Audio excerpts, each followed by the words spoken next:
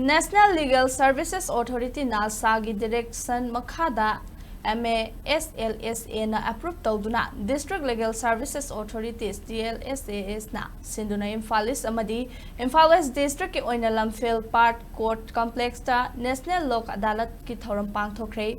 National Lok Adalat ki thoram aduda maru oina court ta panduna laiba pre litigation case bank loan electricity and water bills motor accident claims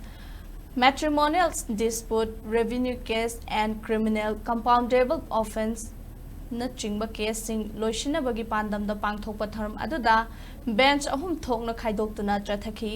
bench ahum thokna chathaki ba case aduda revenue tribunal gi presiding officer and lalaima NDNPS family court Manipur ki judge Bini Ngangom amasung district and session judge Imphal West ki Yumkham Road third chairman sing oiduna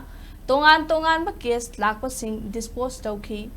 tharom madabu yengsinba lakpi khiba High Court of Manipur gi Judge A Guneshwar Sharma na hai National Lok Adalat haiba si chahi tara henna courta case thengnaraga phangba result adugi Lok Adalat asida case thengnaduna matam changdana case soknadana sel tingdana party anina phaminaraga yasinaba puraknaba honabani National Lok Adalat asigi matung Supreme Court High Court ta challenge tawba yadre Lok Adalat asida laklabadi case atu final oirani National Lok Adalat asi chahi amada marirak pangthoktuna court ta laidiba case sing loishinana ba honabani